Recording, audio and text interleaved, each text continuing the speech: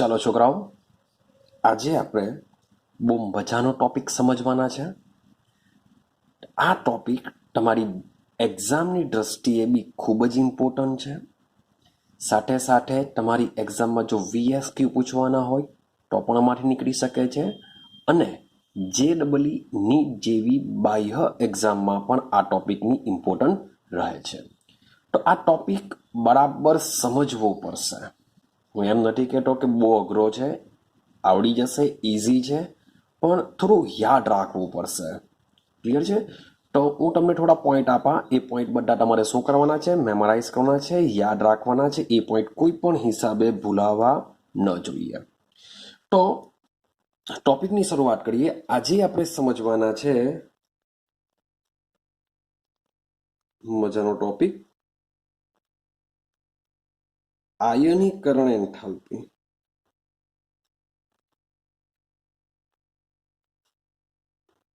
શું છે? આયનીકરણ એન્થાલ્પી, જેને ઇંગ્લિશમાં કહેવામાં આવે છે આયોનાઇઝેશન એન્થાલ્પી. શબ્દ શું છે? આયોનાઇઝેશન. રેડી છે? તો સમજો. પહેલા શબ્દને જો સમજવાનો પ્રયત્ન કરીએ, આયનીકરણ એન્થાલ્પી. આયનીકરણનો મતલબ એવું સમજી શકાય કે આયનીકરણ એટલે આયન, એન્થાલ્પી એટલે કે ઉર્જા.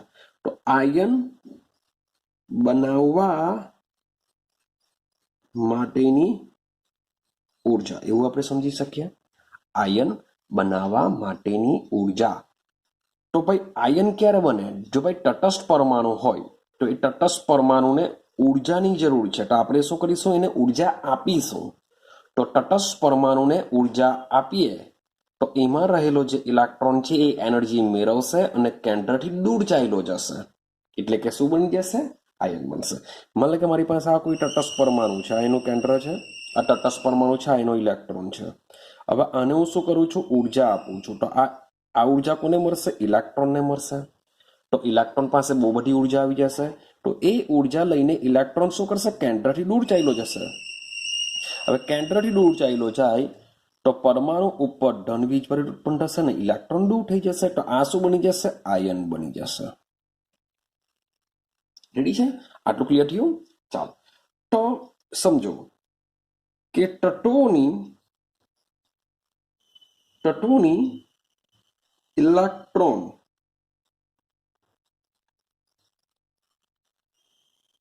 ગુમાવવાની વૃત્તિના જથ્થાત્મક માપનને આપણે શું કહીએ છીએ? આયનીકરણ એન્થાલ્પી કહીએ છીએ. કે કોઈ પણ તત્વ હોય, તત્વો ભાઈ ઇલેક્ટ્રોન ગુમાવવા માટે, તત્વ પાસે જે એક ઇલેક્ટ્રોન હોય છે એ એક ઇલેક્ટ્રોનને ગુમાવવા માટે જેટલી ઉર્જાની જરૂર પડતી હોય છે એ ઉર્જાનું જો આપણે માપન કરીએ તો એ માપનને શું કહેવાશે? એની આયનીકરણ એન્થાલ્પી કહેવાશે. શોર્ટ એન્ડ સિમ્પલ છે, બહુ ઇઝી છે. કે મારી પાસે તત્વ છે, એ તત્વમાંથી મારે એક ઇલેક્ટ્રોનને દૂર કરવો છે. તો એક ઇલેક્ટ્રોનને દૂર કરવા માટે જેટલી ઉર્જાની જરૂર પડતી હોય છે એનું માપન જે કરવામાં આવે છે તેને શું કહેવાશે? આયનીકરણ એન્થાલ્પી કહેવાશે. તો માટેની એક્ઝેક્ટલી ખરેખર વ્યાખ્યા શું છે સમજો.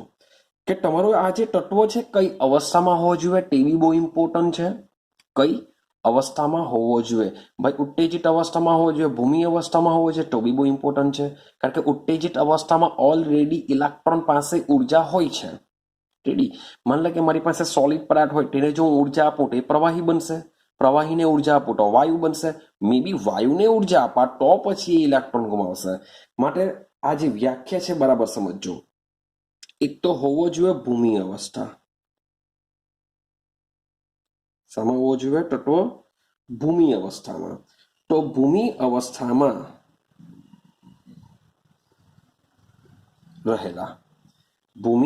અવસ્થામાં રહેલા મુક્ત,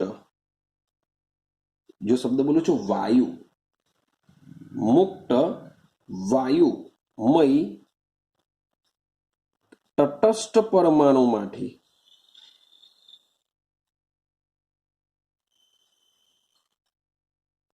આ કન્ડિશન છે કે તમારો તત્વ શામાં હોવો જોઈએ? ભૂમિ અવસ્થામાં હોવો જોઈએ. બીજી વસ્તુ મુક્ત. મુક્તનો મતલબ શું થાય? કોઈની સાથે જોડાયેલો હોવો જોઈએ નહીં. એટલે કોઈ અણુની કે કોઈ સંયોજનની વાત નથી ચાલતી, માત્ર ને માત્ર તત્વની વાત ચાલે છે. તત્વ અથવા પરમાણુ લઈ શકો. તો ભૂમિ અવસ્થામાં રહેલા મુક્ત વાયુમય તટસ્થ મીન્સ કે અવસ્થા હોવી જોઈએ એની વાયુ સ્વરૂપમાં, અને તટસ્થ એના પર કોઈ પણ પ્રકારનો વીજભાર હોવો ન જોઈએ. તો પરમાણુમાંથી શબ્દ બોલું છું, માત્ર એક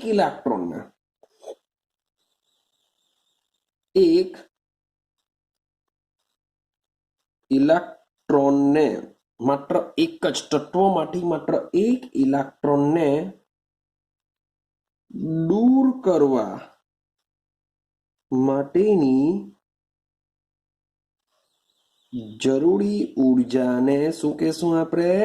આયનીકરણ એન્થાલ્પી કહેવાય છે. તો બરાબર દિમાગમાં ફિટ કરો કે ભૂમિ અવસ્થામાં રહેલા મુક્ત વાયુમય તટસ્થ પરમાણુમાંથી એક ઇલેક્ટ્રોનને દૂર કરવા માટેની જરૂરી ઉર્જાને શું કહેશું આપણે? આયનીકરણ એન્થાલ્પી કહેશું. તો હવે સમજો, તો આયનીકરણ મીન્સ કે તટસ્થ પરમાણુને આપણે શું કરવું પડશે? 100% ઉર્જા આપવું પડશે. આપણે શું કરવું પડશે? 100% ઉર્જા આપવું પડશે. એટલે કે જો કે પરમાણુમાંથી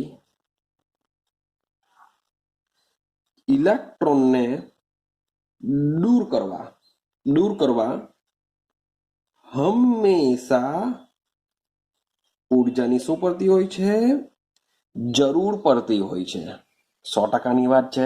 તો જ શું થશે? ઇલેક્ટ્રોન દૂર થશે. માટે પરમાણુમાંથી ઇલેક્ટ્રોનને દૂર કરવા માટે હંમેશા ઉર્જાની જરૂર પડતી હોય છે. હંમેશા શબ્દ બોલું છું, ઉર્જાની જરૂર પડે છે. એટલે કે પરમાણુની ઉર્જામાં વધારો થાય છે. શું થાય છે? પરમાણુની ઉર્જામાં વધારો થાય છે. માટે આ જે આયનીકરણ એન્થાલ્પી છે, એ આયનીકરણ એન્થાલ્પી નું મૂલ્ય હંમેશા કેવું જોવા મળશે? ધન જોવા મળશે. હંમેશા ધન તમને જોવા મળશે, તમને ઋણ જોવા નહીં મળશે. હંમેશા આયનીકરણ એન્થાલ્પી ધન જ જોવા મળે, તમને ઋણ જોવા મળતી નથી. ક્લિયર છે? ચાલો હવે આયનીકરણ એન્થાલ્પીના કેવી રીતના દર્શાવવામાં આવશે એની વાત કરીએ. તો એન્થાલ્પીનો મતલબ થાય એચ. એન્થાલ્પીનો મતલબ શું થાય? એચ થશે. એમાં થતો ફેરફાર છે, એમાં થતો ફેરફાર હોય તો આપણે એની આગળ ડેલ્ટા મૂકીશું. શું મૂકીશું? ડેલ્ટા મૂકીશું. હવે કયા પ્રકારની એન્થાલ્પી? આને કહેવાશે એન્થાલ્પીમાં થતો ફેરફાર. પણ કયા પ્રકારની એન્થાલ્પી છે? આયનીકરણ. આયનીકરણની ઇંગ્લિશમાં આપણે આયોનાઇઝેશન કહેવાના.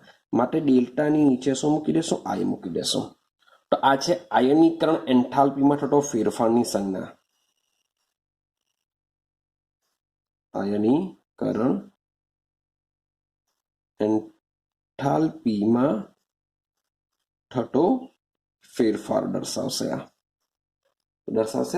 આયનીકરણ એન્થાલ્પીમાં થતો ફેરફાર દર્શાવશે. સમજો, માન લે કે મારી પાસે કોઈ તટસ્થ પરમાણુ છે એક્સ. મારી પાસે શું છે? કોઈ તટસ્થ પરમાણુ એક્સ છે.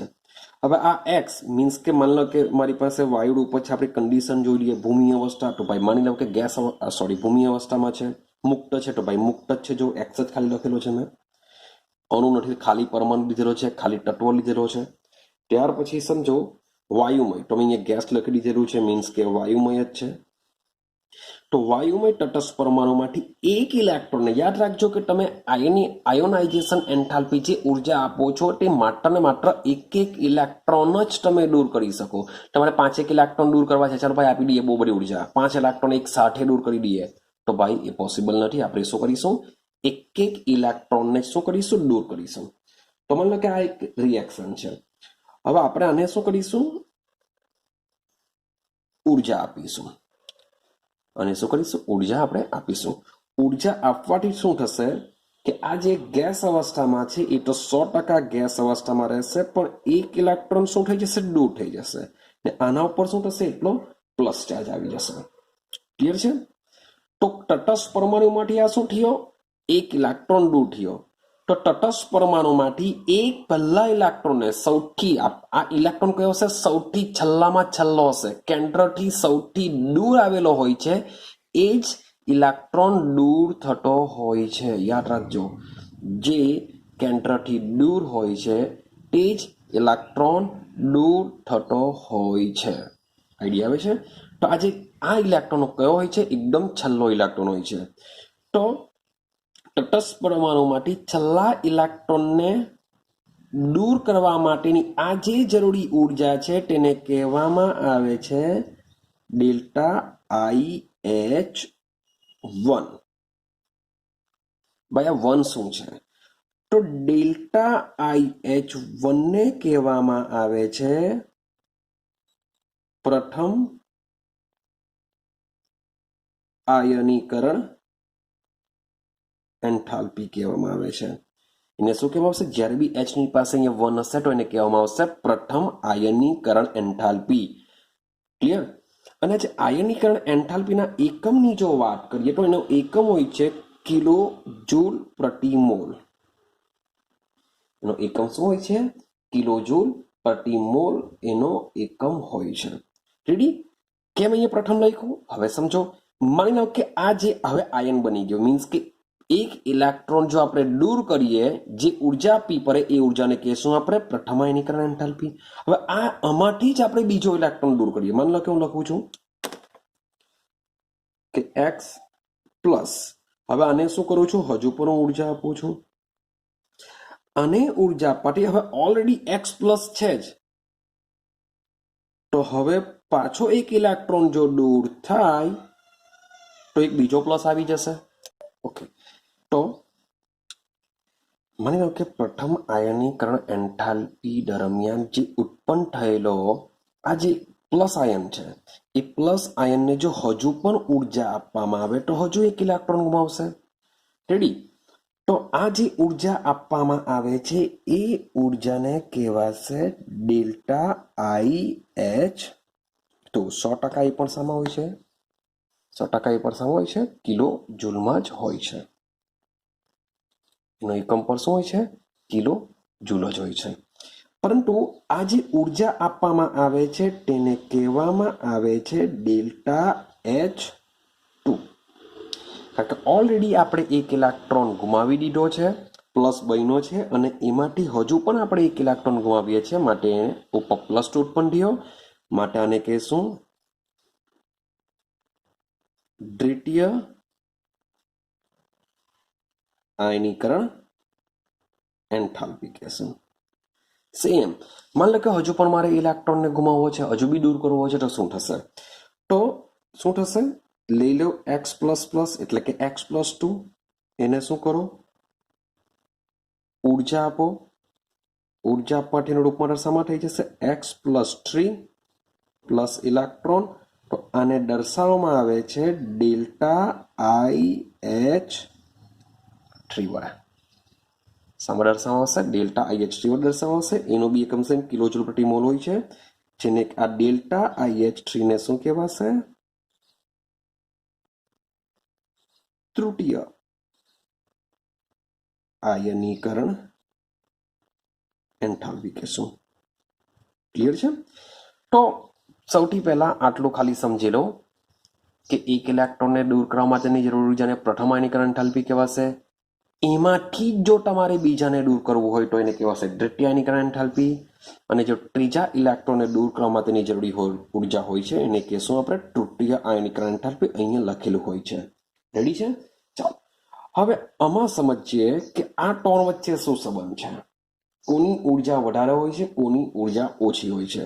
તો સમજો, ડેલ્ટા IH1 ની વાત કરીએ તો ડેલ્ટા IH1 ની અંદર તમારો જે પરમાણુ હોય છે શું હોય છે? તટસ્થ હોય છે. હવે તટસ્થનો મતલબ શું થાય? કે જેટલા પ્લસ હશે કેન્દ્રમાં, એટલે કે પ્રોટોન હશે, એટલા જ શું હશે? ઇલેક્ટ્રોન હશે. રેડી? પણ આમાંથી જ્યારે આપણે ડેલ્ટા IH2 બનાવીએ છીએ, હવે આ તટસ્થ નથી રહેતો, આ શું બનશે? ધન આયન બનશે. હવે ધન આયનમાં થવાનું શું? જેટલા પોઝિટિવ હશે એના કરતા એક ઓછો ઇલેક્ટ્રોન હશે, કારણ કે એક ઇલેક્ટ્રોન દૂર થવાનો. તો વિચારો આ જે પોઝિટિવ છે હવે ઇલેક્ટ્રોન મીન્સ કે ઋણ વીજભાર જેટલા રહ્યા નથી, ઋણ વીજભાર ઓછો થઈ ગયો. તો વિચારો જેટલા કેન્દ્રમાં પ્રોટોન છે એના જેટલા ઇલેક્ટ્રોન જો ન હોય તો ઇલેક્ટ્રોન શું કરશે? કેન્દ્ર પાસે ખેંચાઈ જશે. તો હવે એક ઇલેક્ટ્રોન દૂર થઈ ગયા બાદ ત્યાર પછીનું જે ઇલેક્ટ્રોન છે જેને આપણે હવે કહેશું છેલ્લો ઇલેક્ટ્રોન. તો છેલ્લો ઇલેક્ટ્રોન કેન્દ્ર સાથે હવે શું થશે? એનું આકર્ષણ પેલા કરતા વધે. આઈડિયા આવે છે ભાઈ? સમજો આપણે ચાર્ટ દ્વારા દોરીએ. માની લો કે મારી પાસે આ કેન્દ્ર છે, મારી પાસે આવું કંઈક છે. માની લો કે આ છેલ્લો ઇલેક્ટ્રોન છે. આ છેલ્લો ઇલેક્ટ્રોન મીન્સ કે દૂર થયો. ક્લિયર? હવે આ જો દૂર થશે તો આની નજીક મીન્સ કે માની લો કે અહીંયા બી કોઈ કક્ષક હશે, અહીંયા ઇલેક્ટ્રોન છે. તો આ ઇલેક્ટ્રોન પહેલા જેટલું આકર્ષણ આની પર લાગતું હતું હવે આ ઇલેક્ટ્રોન દૂર થઈ ગયા બાદ આ ઇલેક્ટ્રોનનું આ કેન્દ્ર પ્રત્યે આકર્ષણ શું થઈ જાય? વધી જાય. હા કે ના? કે પહેલા માની લો કે જેટલા કેન્દ્રમાં પ્રોટોન હતા એટલા જ ઇલેક્ટ્રોન હતા, પણ જેવો એક ઇલેક્ટ્રોન દૂર થઈ જશે તો હવે કેન્દ્રમાં ધન વીજભાર વધી જાય. કેન્દ્રમાં ધન વીજભાર વધી જાય માટે જે છેલ્લો ઇલેક્ટ્રોન હશે છેલ્લા ઇલેક્ટ્રોનનું કેન્દ્ર પ્રત્યે આકર્ષણ વધી જવાનું. સેમ વસ્તુ માની લો કે હું ડેલ્ટા IH3 ની વાત કરું તો ભાઈ અહીંયા તો ધન આયન પાછો ઓલરેડી ધન આયન પણ વધે, એટલે કે જેટલા પ્લસ હશે એના કરતા ભાઈ 2 ઇલેક્ટ્રોન ઓછા હશે. તો સીધી સિમ્પલ વસ્તુ છે કે 2 ઇલેક્ટ્રોન નીકળી ગયા બાદ ત્યાર પછીનો જે ઇલેક્ટ્રોન હશે એ છેલ્લો ઇલેક્ટ્રોન કહેવાશે. તો વિચારો કે કેન્દ્રનું છેલ્લા ઇલેક્ટ્રોન પ્રત્યે નું જે આકર્ષણ છે એ આકર્ષણ આ 2 કરતા બી કેવું હશે? વધુ હશે. ક્લિયર થાય છે? તમે જોશો તટસ્થ પરમાણુમાં આકર્ષણ આ 2 કરતા કેવું હોય? ઓછું હોય. પછી સામાં હોય? આમાં વધારે હોય. પછી સામાં હોય? આમાં. માની લો કે હજુ બી આગળ જાઉં ડેલ્ટા AH4 પર જાઉં તો આમાં કેન્દ્ર અને છેલ્લા ઇલેક્ટ્રોન વચ્ચેનું આકર્ષણ કેવું હશે? હજુ પણ વધુ હશે. હવે જેટલું આકર્ષણ વધારે હોય, જેટલું કેન્દ્ર અને ઇલેક્ટ્રોન વચ્ચેનું આકર્ષણ વધુ હોય, એકબીજા સાથે બરાબર જોડાયેલા છે, બહુ એકબીજા સાથે મજબૂત બનાવી દીધેલો છે, એકબીજા વગર નથી ચાલતું, બહુ જોડાયેલા છે. તો વિચારો આવી રીતના જો આકર્ષણ વધુ હોય ને મારે જો ઇલેક્ટ્રોનને શું કરવો હોય? દૂર કરવો હોય તો સીધી સિમ્પલ વસ્તુ છે કે વધુ ઉર્જાની જરૂર પડે. જો આકર્ષણ વધારે હોય તો એ ઇલેક્ટ્રોનને દૂર કરવા માટે મારે શું જરૂર પડે? વધુ ઉર્જાની જરૂર પડશે. જો આકર્ષણ ઓછું હોય તો ભાઈ ઓછી ઉર્જા આપો તો બી ઇલેક્ટ્રોન દૂર થઈ જશે. તો માટે મારે જો ઇલેક્ટ્રોનને દૂર કરવું હોય ને જો આકર્ષણ વધુ હોય તો મારે શું કરવું પડશે? વધુ ઉર્જાની જરૂર પડે. તો વિચારો અહીંયા આકર્ષણ આલોકો કરતા ઓછું, પછી એક ઇલેક્ટ્રોન દૂર થઈ ગયા બાદ છેલ્લા ત્યાર પછીનું જે ઇલેક્ટ્રોન છે તેના કેન્દ્રનું આકર્ષણ વધી જશે, એને જવાની દેશે કે ભાઈ તું આને હું નહીં જવા દઉં. રેડી? સેમ માની લો કે 2 ઇલેક્ટ્રોન દૂર થઈ ગયા ત્યાર પછીનો જે ઇલેક્ટ્રોન છે છેલ્લો ઇલેક્ટ્રોન બની જશે. તો એ જે છેલ્લો ઇલેક્ટ્રોન છે એનું પણ કેન્દ્ર પ્રત્યેનું આકર્ષણ આ 2 કરતા પણ વધી જશે. એટલે કે પરમાણુમાંથી જેમ જેમ આપણે ઇલેક્ટ્રોન દૂર થતા જાય તેમ તેમ છેલ્લા ઇલેક્ટ્રોનનું કેન્દ્ર પ્રત્યેનું આકર્ષણ વધતું જશે. કેમ? કારણ કે કેન્દ્રમાં ધન વીજભાર વધારે હોય છે. વધારે મીન્સ કે જેટલો છે એટલો જ છે પણ વધારે રહેશે, કારણ કે ઇલેક્ટ્રોન દૂર થતા જાય છે, ઇલેક્ટ્રોનની સંખ્યા ઓછી થતી જાય છે. માટે છેલ્લા ઇલેક્ટ્રોનનું કેન્દ્ર સાથે આકર્ષણ વધારે હોય છે. એનો મતલબ એમ થાય કે ભાઈ ડેલ્ટા IH1 જે પ્રથમ આયનીકરણ એન્થાલ્પી છે, એટલે કે પ્રથમ ઇલેક્ટ્રોનને દૂર કરવા માટેની જે જરૂરી ઉર્જા હોય છે એના કરતા દ્વિતીય આયનીકરણ એન્થાલ્પી કેવી હશે? હંમેશા વધારે હશે. હંમેશા તો નહીં બોલાય પણ વધારે હોય છે. ને દ્વિતીય કરતા તૃતીય આયનીકરણ એન્થાલ્પી વધારે હોય, તૃતીય કરતા ભાઈ ચતુર્થ આયનીકરણ એન્થાલ્પી વધારે હોય છે. આ રીતના સોન આગારી વધતો હોય છે. ક્લિયર થાય છે? હા કે ના? તો પહેલો આટલો પોઈન્ટ તમારા દિમાગમાં ફિટ થવો જોઈએ કે પ્રથમ આયનીકરણ એન્થાલ્પી કરતા દ્વિતીય આયનીકરણ એન્થાલ્પી વધારે હોય, દ્વિતીય કરતા તૃતીય વધારે હોય, તૃતીય કરતા ચતુર્થ વધારે હોય છે. તો આ જે ટોટલી બધું પિક્ચર છે શાના પર રચાયેલું છે? કેન્દ્ર અને ઇલેક્ટ્રોન વચ્ચે રચાયેલું છે, કારણ કે આપણે ઇલેક્ટ્રોનને દૂર કરવા માંગીએ છીએ. ડન છે? ચાલો, હવે આ તો કોઈ પણ એક પર્ટિક્યુલર તત્વ માટેની વાત થઈ, પર્ટિક્યુલર તત્વો માટેની. પણ મારે તો આખા આવર્ત કોષ્ટકના બધા જ તત્વો વિશે સમજવું છે. આવર્ત કોષ્ટકના બધા જ તત્વો વિશે સમજવું છે. તો કેવી રીતના સમજી શકાય? તો એના માટે મારે કરવું શું પડશે? પરમાણવીય ક્રમાંક. શું કરવું પડશે? પરમાણવીય ક્રમાંક. મારે જે આયનીકરણ એન્થાલ્પી વિશે સમજવું છે તો મારે શું કરવું પડશે? પરમાણવીય ક્રમાંક વર્સિસ ઉર્જા. આયનીકરણ એન્થાલ્પીનો આલેખ દોરવો પડશે. ઉર્જા મીન્સ વોટ? આપણે કઈ ઉર્જાની વાત ચાલે છે? આયનીકરણ એન્થાલ્પી. તો મારે શું કરવું પડશે? પરમાણવીય ક્રમાંક વર્સિસ ઉર્જાનો આલેખ દોરવો પડશે. તો માની લેવું કે હું બધા તમને તત્વો નથી દર્શાવતો, જે મારે કામના છે એ વસ્તુ તમને બતાવવાનો પ્રયત્ન કરું છું. શબ્દ સમજો. મને હું આલેખ દોરું છું. મારા આલેખમાં આ શું છે? પરમાણવીય ક્રમાંક છે, એને આપણે Z થી દર્શાવીશું. રેડી? ને અહીંયા લઈ લઈશું આપણે ડેલ્ટા IH1 મીન્સ કે હવે હું જે બીજી એક વસ્તુ યાદ રાખજો, જો તમને કઈ આયનીકરણ એન્થાલ્પી છે એવું જો કહ્યું ન હોય, પ્રથમ છે, દ્વિતીય છે, તૃતીય છે, તો માની લેજો કે કોની વાત ચાલે છે? પ્રથમ આયનીકરણ એન્થાલ્પીની જ વાત ચાલે છે. જો તમને દ્વિતીય કે તૃતીય વિશે જો પૂછેલું હોય તો 100% તમને કહી દેશે કે આ દ્વિતીય વિશેની વાત ચાલે છે કે તૃતીય વિશેની વાત ચાલે છે. પણ જો તમને આયનીકરણ એન્થાલ્પી વિશે કંઈ પણ ન કહ્યું હોય તો સમજી જવાનું કે આ પ્રથમ આયનીકરણ એન્થાલ્પીની વાત ચાલે છે. રેડી? તો આ બી યાદ રાખજો.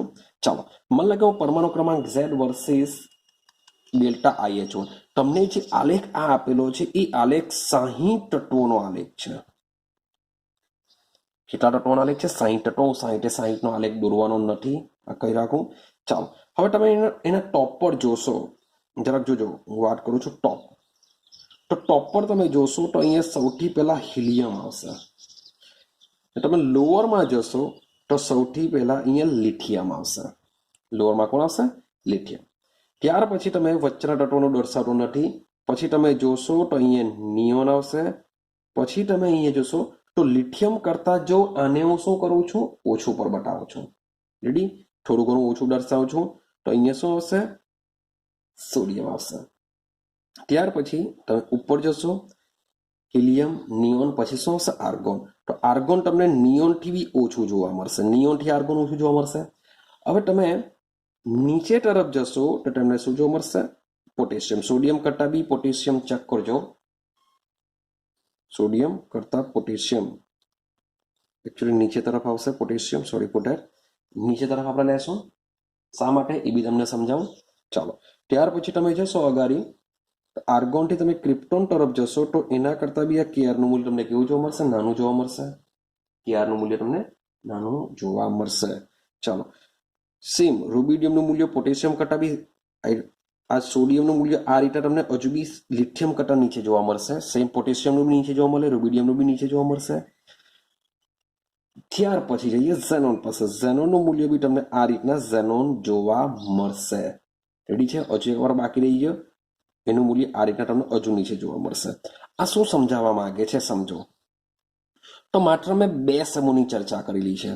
એક આ નિષ્ક્રિય વાયુની ચર્ચા કરેલી છે અને એક છે સમૂહ 1 ની વાત કરી છે. આના પરથી આપણે ઘણું બધું ખબર પડશે. ક્લિયર છે? સમજવાનો પ્રયત્ન કરજો. હવે આ જે આલેખ મેં દોર્યો છે એ માત્ર શાના માટેનો છે? પ્રથમ આયનીકરણ એન્થાલ્પી માટેનો છે. ભાઈ આ એન્થાલ્પી દર્શાવે છે, મીન્સ કે જેટલું ઉપર હશે એટલું એન્થાલ્પીનું મૂલ્ય કેવું હશે? વધારે હશે. જેટલું નીચે તરફ હશે એટલું એન્થાલ્પીનું મૂલ્ય ઓછું હશે. સાથે સાથે આ બાજુ શું થાય છે? પરમાણવીય ક્રમાંક વધે છે. તો તમે જોશો એકચ્યુઅલી 60 તત્વો એટલે મતલબમાં શું થાય? 1 થી લઈને 60, 1 થી લઈને 60 તત્વો માટેનો આ આલેખ દોરેલો છે. પણ મેં માત્ર મારે જે કામના તત્વો છે એ કામના તત્વો જ મેં દર્શાવ્યા છે. હવે તમે ઉપર જોશો તો ઉપર છે સમૂહ 18 ના તત્વો. સમૂહ 18 એટલે મેં તમને આગળ વાત કરેલી છે, આ બધા તત્વો કેવા હોય છે? નિષ્ક્રિય તત્વો હોય છે. નિષ્ક્રિય તત્વોનો મતલબ એવો થાય કે તેઓની પ્રતિક્રિયાત્મકતા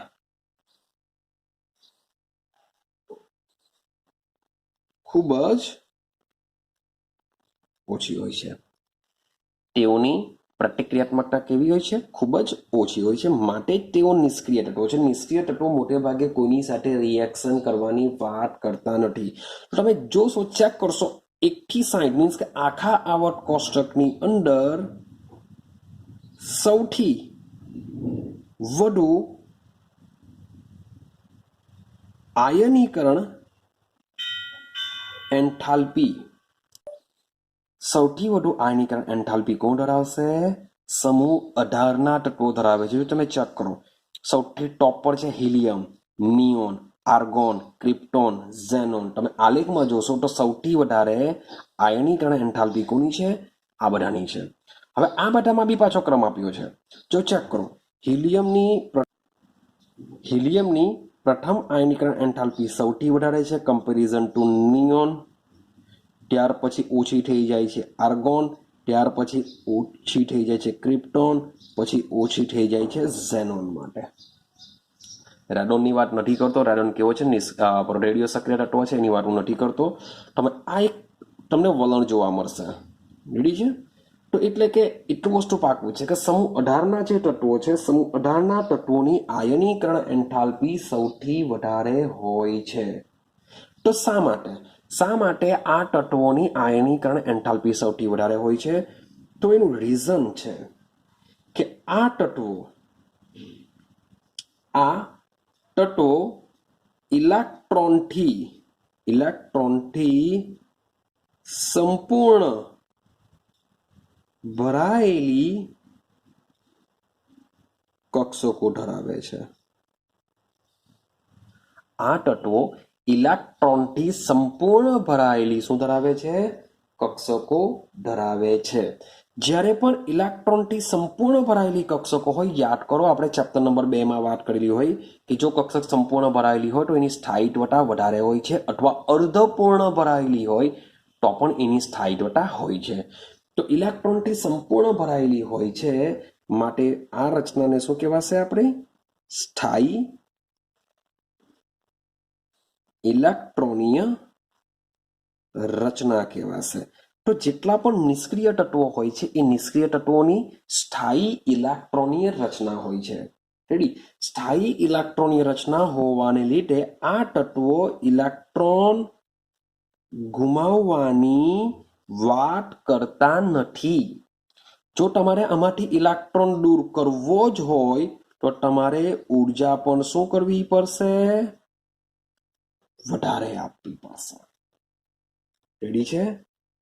આઈડિયા આવે છે? એક જ રીઝન છે, કારણ કે તેઓની પરમાણવીય કક્ષકો ઇલેક્ટ્રોનથી, યાદ રાખજો, આ પોઈન્ટ તમને બહુ કામ લાગશે, કે જ્યારે પણ તત્વોની ઇલેક્ટ્રોનીય રચના સંપૂર્ણ ભરાયેલી હોય, ઇલેક્ટ્રોનથી સંપૂર્ણ ભરાયેલી કક્ષકો જો હોય તો તેમાંથી ઇલેક્ટ્રોનને દૂર કરવા ઘણા મુશ્કેલ હોય છે. જો ના નથી પડતો કે ઇલેક્ટ્રોન દૂર ન થશે, પણ તમારે એના માટે ઉર્જા કેવી આપવી પડશે? વધારે આપવી પડશે. એટલે કે શોર્ટ એન્ડ સિમ્પલ ભાઈ યાદ રાખજો કે નિષ્ક્રિય વાયુ જેવી જો ઇલેક્ટ્રોન રચના બની જાય તો તેમાંથી ઇલેક્ટ્રોનને દૂર કરવા ઉર્જા વધારે આપવી પડશે. જે તમે આ નિષ્ક્રિય વાયુમાં જોઈ શકો છો. સૌથી વધુમાં વધુ આયનીકરણ એન્થાલ્પી આખા આવર્ત કોષ્ટકમાં નિષ્ક્રિય વાયુઓની છે. હવે આ જે ક્રમ લખેલો છે, હિલિયમની શા માટે વધારે છે, નિયોનની શા માટે ઓછી, આર્ગોનની શા માટે ઓછી, એના કરતા જે બીજા બધા જોજો, બીજા બધા તત્વો કરતા મીન્સ કે એટલે કે સૌથી વધારે આયનીકરણ એન્થાલ્પી હિલિયમની. એવું તમે સેમ જોશો તો સૌથી બોટમમાં, સૌથી લોએસ્ટમાં લોએસ્ટ જો કોઈ આયનીકરણ એન્થાલ્પી ધરાવે છે તો એ સમૂહ 1 છે. તો એને બી જોઈએ આપણે. તો જે સમૂહ એકના તત્વો સમૂહ એકને યાદ કરો આપણે આલ્કલી ધાતુઓ તરીકે ઓળખીએ છીએ. શું કરીએ છીએ? આલ્કલી. ને ધાતુની ટેન્ડન્સી શું હોય છે ખબર? ઇલેક્ટ્રોન ગુમાવવાની હોય. અધાતુની ટેન્ડન્સી શું હોય? ઇલેક્ટ્રોન મેળવવાની હોય. યાદ રાખજો. આ ધાતુની ટેન્ડન્સી હોય છે ઇલેક્ટ્રોન ગુમાવવાની જ વાત કરશે. અધાતુ જો હોય તો એ ઇલેક્ટ્રોન મેળવવાની વાત કરશે. કેમ એ બી રાહ જુઓ. તો સમૂહ એકના તત્વો છે એ શું છે? આલ્કલી ધાતુઓ છે. ને આલ્કલી ધાતુઓની આયનીકરણ એન્થાલ્પી સૌથી ઓછી હોય છે. આખા આવર્ત કોષ્ટકમાં જો સૌથી ઓછામાં ઓછી આયનીકરણ એન્થાલ્પી હોય તો એ કોની છે? આલ્કલી તત્વોની છે. સૌથી બોટમમાં તમને જોવા મળશે. એમાંથી જો વાત કરું તો લિથિયમની કેવી હશે? સૌથી વધારે હશે. લિથિયમની વધારે માટે થોડીક મેં તમને સોડિયમને કીધું કે સોડિયમ થોડુંક નીચે લંબાવવું પડશે. પોટેશિયમ એના કરતાં નીચે લંબાવવું, રૂબિડિયમ એના કરતાં નીચે, સીઝિયમ એના કરતાં નીચે. એ કે ઉપર તરફ જઈએ તો આયનીકરણ એન્થાલ્પી વધે માટે લિથિયમ ભાઈ ઉપર હશે એવું સમજીને ચાલો. સોડિયમ ક્યાં હશે? લિથિયમ કરતાં બી નીચે તરફ હશે. લિથિયમ પછી હશે સોડિયમ પછી પોટેશિયમ પછી રૂબિડિયમ, છેલ્લા હશે સીઝિયમ. એટલે કે સૌથી આખા આવર્ત કોષ્ટકમાં સૌથી ઓછામાં ઓછી આયનીકરણ એન્થાલ્પી હોય છે એ કોની છે? સીઝિયમની. ને સૌથી વધારેમાં વધારે હોય છે કોની? હિલિયમની. આ તો ક્લિયર? ચાલો. તો કેમ આમાં શા માટે આવું છે? શા માટે આની આયનીકરણ એન્થાલ્પીના મૂલ્ય સૌથી નીચા હોય છે? કારણ કે તેઓની બાહ્યતમ કક્ષામાં કેટલા? એક જ ઇલેક્ટ્રોન હોય છે. સમૂહ એકના તત્વોની બાહ્યતમ કક્ષામાં એક જ ઇલેક્ટ્રોન હોય. તો તેઓની બાહ્યતમ કક્ષામાં એક જ ઇલેક્ટ્રોન હોય છે ને ભાઈ જો એક ઇલેક્ટ્રોન ગુમાવી દે તો કોના જેવી રચના પ્રાપ્ત થશે? વિચારો. લિથિયમનો નંબર છે 3. એક ઇલેક્ટ્રોન ગુમાવી દે તો હિલિયમ બની જાય. સોડિયમનો નંબર છે 11. જો એક ઇલેક્ટ્રોન ગુમાવી દે તો નિયોન બની જશે. પોટેશિયમનો નંબર છે 19. એક ઇલેક્ટ્રોન ગુમાવે તો આર્ગોન બની જશે.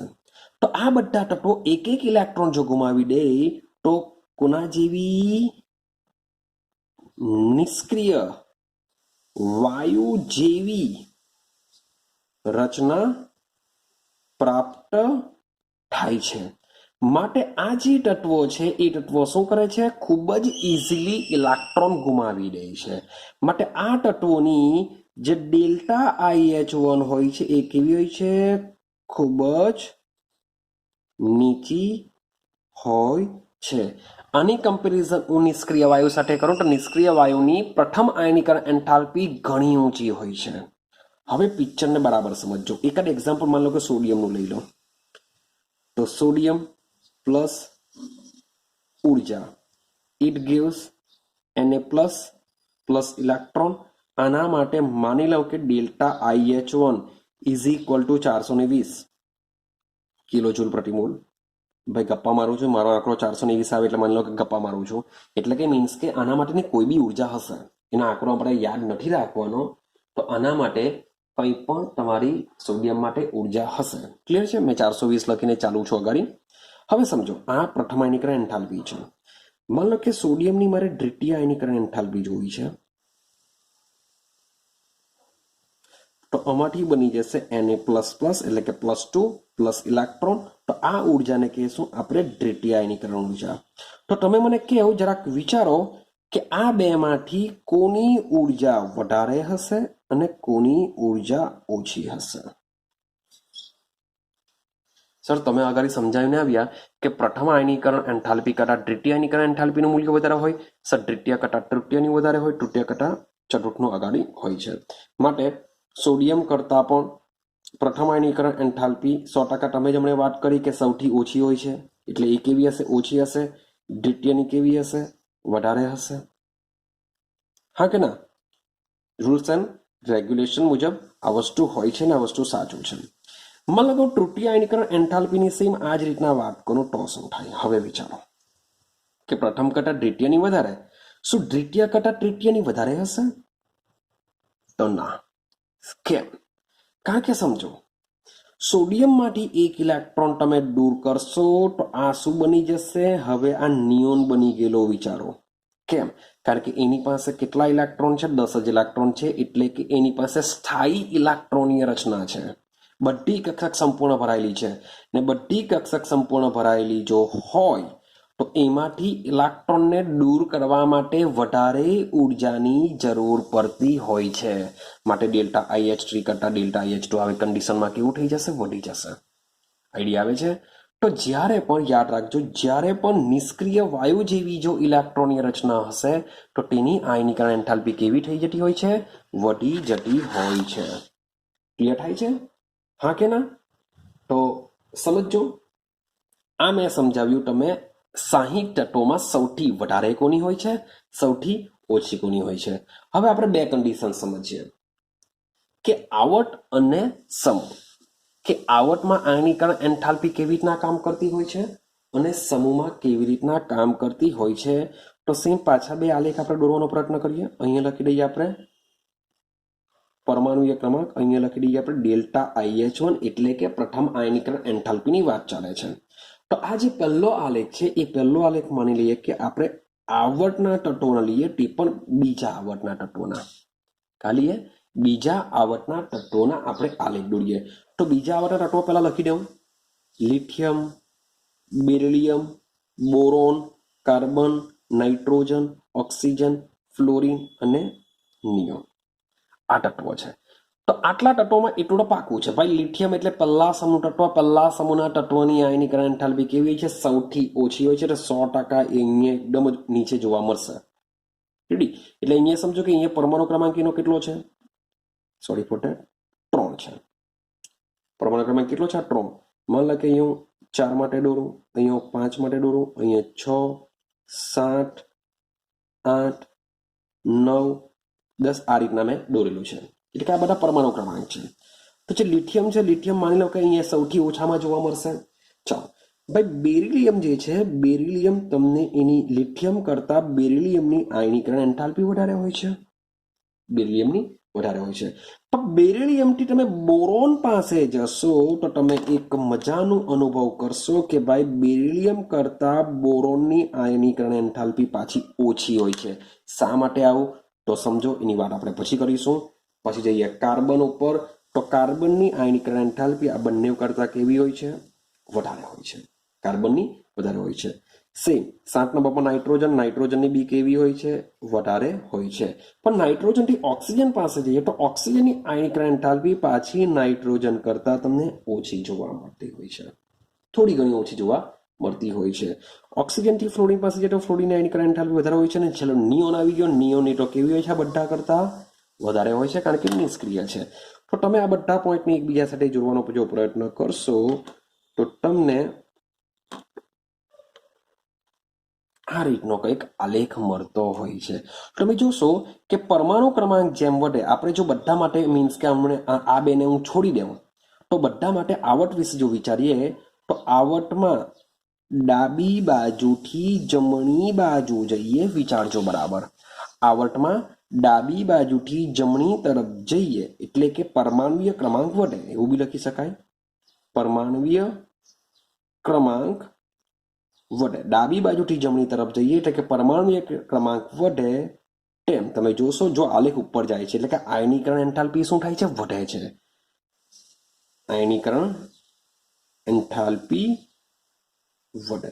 આવું તમારે બધા આવર્ત માટે યાદ રાખવાનું છે કે આવર્તમાં ડાબી બાજુથી જમણી તરફ જઈએ તેમ આયનીકરણ એન્થાલ્પી વધે. દિમાગમાં ફિક્સ કરી દેવા કે આવર્તમાં ડાબી બાજુથી જમણી તરફ જઈએ તેમ શું થશે? આયનીકરણ એન્થાલ્પી વધે. આવર્તમાં આ રીતનો આલેખ તમને જોવા મળશે. હવે સેમ આપણે ડિસ્કશન કરીએ સમૂહ માટે. સમૂહ માટે શું થઈ શકે? તો સેમ વસ્તુ, માની લો કે આ શું છે? આપણો પરમાણુ ક્રમાંક છે, આપણી ડેલ્ટા IH1 છે, એટલે કે પ્રથમ આયનીકરણ એન્થાલ્પી છે. ચાલો હવે આપણે સેમ શું લઈ લઈએ? સમૂહ નંબર 1 જ લઈ લઈએ. સમૂહ નંબર 1. તમે કહેશો સર આ લિથિયમ તો સૌથી નીચે આવશે. લિથિયમ તો સૌથી નીચે આવશે. એની આયનીકરણ એન્થાલ્પી તો ઓછી છે. શું આયનીકરણ એન્થાલ્પી આપણે સર અહીંયા લખીએ તો તમે સમૂહમાં ચેક કરશો તો સમૂહની અંદર લિથિયમ તમને અહીંયા આપેલો હશે. લિથિયમ ક્યાં આપેલો હશે? અહીંયા આપેલો હશે. મીન્સ કે અહીંયા 3 જેટલા બી એના પરમાણુ ક્રમાંક છે એ મુજબ તમે મીન્સ કે લખી લેજો. રેડી? હું લખતો નથી. તો આ કોણ હશે? લિથિયમ. લિથિયમ કરતા સોડિયમની આયનીકરણ એન્થાલ્પી ઓછી હોય છે. સોડિયમ કરતા પોટેશિયમની આયનીકરણ એન્થાલ્પી ઓછી હોય છે. પોટેશિયમ કરતા રૂબિડિયમની આયનીકરણ એન્થાલ્પી ઓછી હોય છે. અને રૂબિડિયમ કરતા સિઝિયમની ઓછી હોય છે. મીન્સ કે સમૂહમાં તમે ચેક કરશો લિથિયમ સૌથી વધારે. મીન્સ કે આવર્તના તત્વો છે. હું એમ નથી કહેતો કે આવર્તમાં સૌથી ઓછો. તમે આ કઈ આવર્ત માટે છે? બીજા આવર્ત માટે દોરેલો છે. હવે આ જ વસ્તુ જો ત્રીજા આવર્તમાં પહેલું તત્વ કોણ રહેશે? સોડિયમ. તો મારે સોડિયમને તો લિથિયમ કરતા બી અહીંયા નીચે બતાવવો પડશે. આઈડિયા આવે છે? તો આ સમૂહના તત્વો છે. તો સમૂહના તત્વો માટે શું યાદ રાખીશું? બધા સમૂહમાં સેમ જ કામ કરશે. કોઈ બી આ સમૂહ પહેલો છે તો સમૂહમાં શું થાય? ઉપરથી નીચે તરફ જતા એટલે કે પરમાણુ ક્રમાંક વધે છે. તો ઉપરથી નીચે તરફ જતા આયનીકરણ એન્થાલ્પી ઘટે. ઉપરથી નીચે તરફ જતા આયનીકરણ એન્થાલ્પી ઘટે છે. આટલું ક્લિયર થયું? તો તમે થોડોક વિચાર કરશો કે ડાબી બાજુથી જમણી તરફ જઈએ તેમ પરમાણુ ક્રમાંક વધે તેમ આયનીકરણ એન્થાલ્પી વધે છે. અને સમૂહમાં ઉપરથી નીચે તરફ જતા આયનીકરણ એન્થાલ્પીનું મૂલ્ય શું થતું જાય છે? ઘટતું જાય છે. હા કે ના? તો આવર્ત 2 અને સમૂહ 1 ને બરાબર સમજવાનો પ્રયત્ન કરો. તો એવું કહી શકાય કે આ જે આયનીકરણ એન્થાલ્પી છે એ આયનીકરણ એન્થાલ્પીને પરમાણ્વીય ત્રિજ્યા સાથે શું હોય છે? સંબંધ હોય છે. શું કહી શકીએ આપણે? કે આયનીકરણ એન્થાલ્પી પરમાણ્વીય ત્રિજ્યા સાથે સંકળાયેલી છે. કેવી રીતના સંકળાયેલી છે સમજો. ચાલો તો આપણે વાત કરીએ છીએ કે જે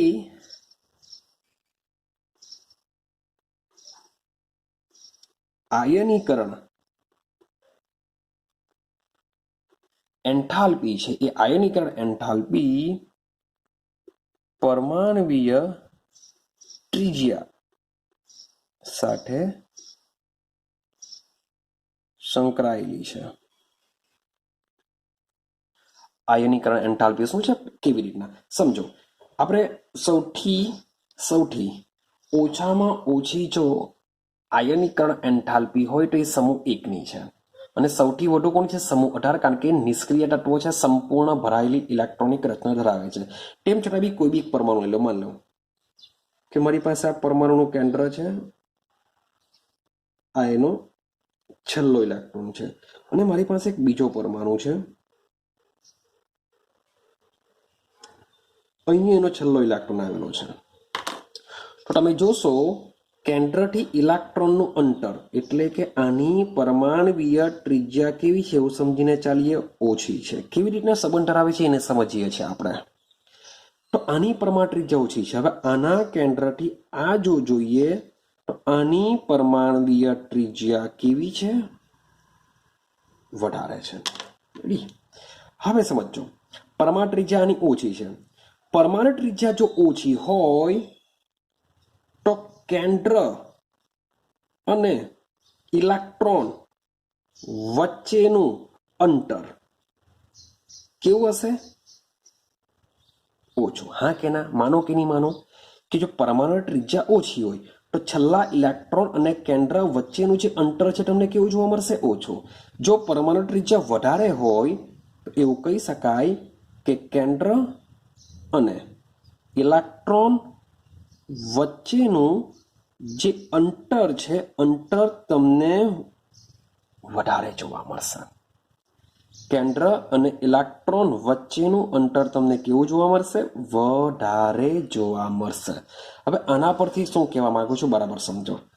હવે અંતર ઓછું હોય તો પ્લસ અને માઇનસ એટલે કે કેન્દ્ર અને ઇલેક્ટ્રોન વચ્ચે બોલો આકર્ષણ બળ કેવું હશે? વધારે હશે, કારણ કે એકબીજાની નજીક છે. જો એકબીજાની નજીક હોય તો આકર્ષણ બળ કેવું હોય? વધારે હોય. હવે અહીંયા જઈએ, આમાં શું થાય? પ્લસ અને માઇનસ વચ્ચે અંતર વધારે છે, એટલે કે આકર્ષણ બળ ઓછું હોય. ઇલેક્ટ્રોનનું કેન્દ્રથી અંતર વધારે હોવાને લીધે આકર્ષણ બળ ઓછું હોય. આટલું ડન થઈ ગયું. ચાલો, હવે આકર્ષણ બળ મીન્સ કે કેન્દ્ર જો ઇલેક્ટ્રોનને બરાબર પકડી રાખેલો હોય તો ભાઈ ઇલેક્ટ્રોનને દૂર કરવા બોલો ઉર્જા કેવી આપવી પડે? વધારે આપવી પડે, કારણ કે બરાબર આકર્ષાયેલો છે, બરાબર પકડી રાખેલો છે કેન્દ્રએ. હવે આમાં આકર્ષણ ઓછું છે. આકર્ષણ ઓછું છે માટે ઇલેક્ટ્રોનને દૂર કરવા ઉર્જા કેવી આપવી પડશે? ભાઈ ઓછી આપવી પડશે કમ્પેરિઝન ટુ આ. તો એનો મતલબ એક પાકો થઈ ગયો કે જેમ, શબ્દ સમજો બંને માટે હવે કોમન લખું, કે જેમ પરમાણવીય ત્રિજ્યા ઓછી તેમ પરમાણુ ત્રિજ્યા ઓછી લખી શકો. બીજું પરમાણવીય કદ નાનું, કારણ કે ત્રિજ્યા ઓછી એટલે કદ નાનું હશે, 100%ની વાત છે. તો જેમ પરમાણવીય ત્રિજ્યા ઓછી અથવા પરમાણવીય કદ નાનું તેમ આયનીકરણ એન્થાલ્પી બોલો કેવી હશે? વધારે હશે. તમે સહેમત કે નહીં સહેમત? જે મેં તમને સમજાવ્યું છે તે મુજબ, કે જેમ પરમાણવીય ત્રિજ્યા ઓછી અથવા પરમાણવીય કદ નાનું એટલે કે કેન્દ્ર અને બાહ્યતમ કક્ષા વચ્ચેના ઇલેક્ટ્રોનનું અંતર ઓછું હશે તો આકર્ષણ વધારે હશે, ને આકર્ષણ વધારે હશે તો તેવા ઇલેક્ટ્રોનને દૂર કરવા માટે જે ઉર્જા આપવી પડશે કેવી આપવી પડશે? વધારે આપવી પડશે. માટે જેટલું કદ નાનું તેટલી આયનીકરણ એન્થાલ્પી વધારે. આના કરતા ઉલટું વિચારો, જેમ પરમાણવીય કદ વધુ તેમ આયનીકરણ એન્થાલ્પી તમને કેવી જોવા મળશે? ઓછી જોવા મળશે. તો આ જ રીઝનથી તમે ચેક કરો, helium, neon, argon, krypton, xenon. તો હિલિયમ સમૂહમાં પહેલું આવેલું છે એનું કદ કેવું હોવાનું? બિચારાનું બહુ નાનું હોવાનું. આનું કદ મોટું હશે, આનું કદ એના કરતા મોટું, આનું કદ એના કરતા મોટું, આનું કદ એકદમ મોટું હશે. તો જેટલું કદ નાનું હશે તો એ કેન્દ્ર અને છેલ્લા ઇલેક્ટ્રોનનું આકર્ષણ વધારે માટે એ ઇલેક્ટ્રોનને દૂર કરવા વધારે ઉર્જાની જરૂર પડે. સેમ આ રીતના તમને ક્રમ ઝેનોનમાં સૌથી ઓછી જરૂર પડે. સેમ વસ્તુ લિથિયમ, સોડિયમ, પોટેશિયમ, રૂબિડિયમ, સિઝિયમમાં તમે ચેક કરશો તો લિથિયમમાં સૌથી વધારે આપવું પડે, પછી સોડિયમ, પછી પોટેશિયમ, પછી રૂબિડિયમ. આ સમૂહમાં વાત થઈ ગઈ. હું આવર્તની વાત કરું, lithium, beryllium, boron, carbon, nitrogen, oxygen, ફ્લોરિનની વાત કરીએ. સમજો થોડુંક અપવાદ તરીકે છે, પણ હમણાં હું વાત કરું છું માત્ર રૂલ્સ એન્ડ રેગ્યુલેશનની, કારણ કે મેં તમને આલેખમાં દોરેલું છે. આ બેમાં પ્રોબ્લેમ થશે અને આ બેમાં પ્રોબ્લેમ થશે, એનું પણ ડિસ્કશન આજે આપણે વિડીયોમાં કરવાના જ છે, કારણ કે કેટલાક તમારે અપવાદો યાદ રાખવાના છે. રેડી? પણ હમણાં હું વાત કરું છું રૂલ્સ એન્ડ રેગ્યુલેશન. તો રૂલ્સ એન્ડ રેગ્યુલેશન શું છે? સમૂહમાં ઉપરથી નીચે તરફ જઈએ તેમ આયનીકરણ એન્થાલ્પી શું થાય? ઘટે. કેમ ઘટે? હવે તમને આઈડિયા આવતી હશે કે થાય છે. ને આવટમાં ડાબી બાજુથી, શબ્દ છે ડાબી બાજુથી જમણી તરફ જઈએ તેમ આયનીકરણ એન્થાલ્પી વધે, કારણ કે કદ ઘટે છે. જેમ ડાબી બાજુથી જમણી તરફ જઈએ તેમ શું થાય? કદ ઘટે છે. કદ ઘટે એટલે આયનીકરણ એન્થાલ્પી વધવાનું. સમૂહમાં ઉપરથી નીચે તરફ જો જઈએ તો કદ વધે છે. કદ વધે છે એટલે આયનીકરણ એન્થાલ્પી કેવી રહેવાની? ઓછી રહેવાની. માટે જ મેં તમને કીધું કે આયનીકરણ એન્થાલ્પીને પરમાણવીય ત્રિજ્યા અથવા પરમાણવીય કદ સાથે સંબંધ છે. રેડી? તો લિથિયમ કરતા બેરિલિયમ વધારે, બેરિલિયમ કરતા એકચ્યુઅલી બોરોન કરતા બેરિલિયમની વધારે આવશે. કેમ? એનું રીઝન પછી કેવું. બોરોન કરતા કાર્બન વધારે, કાર્બન કરતા નાઇટ્રોજન, પણ ઓક્સિજન કરતા ફરીથી પાછી નાઇટ્રોજનની વધારે હોય છે, ઓક્સિજન કરતા ફ્લોરિનની વધારે હોય છે. તો આ બે તત્વોમાં શા માટે આવી પ્રોબ્લેમ છે એ અપવાદ તરીકે આપણે યાદ રાખીશું. ક્લિયર? તો ઘણું બધું તમારે અપવાદ તમારે યાદ રાખવું પડશે. જો થોડીક એનર્જી મેળવવી હોય તો કોટા ફેક્ટરી મૂવી છે, કોટા ફેક્ટરી યુટ્યુબ પર તમે કોટા ફેક્ટરી જો લખશો તો તમને મજાની એક વેબ સિરીઝ આપેલી છે. આ વેબ સિરીઝ ખૂબ જ ઇમ્પોર્ટન્ટ છે, તમને થોડીક મોટિવેશન આપશે. જો તમારી પાસે સમય હોય તો તમે યુટ્યુબ પર સર્ચ કરો કોટા ફેક્ટરી અને એની આખી સિરીઝ તમે ચેક કરો. ટોટલી એજ્યુકેશન પર બનાવેલી છે. મીન્સ કે રાજસ્થાનની અંદર જે કોટા શહેર છે એ કોટા શહેર એકચ્યુઅલી ફેમસ છે એજ્યુકેશન માટે. તો ત્યાં ગાડી કઈ સિસ્ટમથી કેવી રીતના છોકરાઓ મહેનત કરે છે એ બધું આમાં બતાવવામાં આવ્યું છે. જેમાં તમે કેમેસ્ટ્રી વિશે સમજશો કે ઘણું બધું કન્સેપ્ટ જોવા મળશે. ક્લિયર? ઘણા બધા સોરી ફોર ધેટ અપવાદ તમને જોવા મળશે. તો એ બધા અપવાદને તમારે શું કરવું પડતું? યાદ રાખવું પડતું હોય છે. તો ઘણો મજાની વેબ સિરીઝ છે જે તમને સારી એવું મોટિવેશન આપશે. જો તમારી પાસે સમય હોય તો બીજું બધું ફાલતુનો સમય પસાર કરવા કરતાં જો તમે થોડુંક ફ્રેશ થવું જ હોય તો કોટા ફેક્ટરી કરીને એક વેબ સિરીઝ છે યુટ્યુબ પર, એને જોજો, નિહાળજો તો તમને થોડીક એનર્જી મળશે કે ભાઈ મહેનત આપણે જે કરીએ છીએ એના કરતાં બીજા બધા સ્ટુડન્ટ ઘણી બધી મહેનત કરતા હોય છે, તો આપણે બી મહેનત કરવાની જરૂર છે. ક્લિયર? ચાલો આપણે આપણા ટોપિક પર પાછા આવી જઈએ. તો ક્લિયર થઈ ગયું સમૂહમાં અને આવર્તમાં શું થશે એની મેં તમને વાત કરી. માટે આયનીકરણ એન્થાલ્પીને સમજવા માટે આપણે બે બાબતોને સમજવી પડશે, બે બાબતોને ધ્યાનમાં લાવવી પડશે. એક છે ઇલેક્ટ્રોનનું, શબ્દ સમજો, ઇલેક્ટ્રોનનું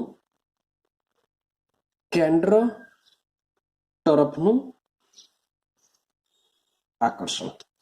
ઇલેક્ટ્રોનનું કેન્દ્ર તરફનું આકર્ષણ જેટલું વધારે એટલી જ આયનીકરણ એન્થાલ્પી વધારે, કારણ કે ઇલેક્ટ્રોનને દૂર કરવા માટે વધારે ઉર્જાની જરૂર પડશે.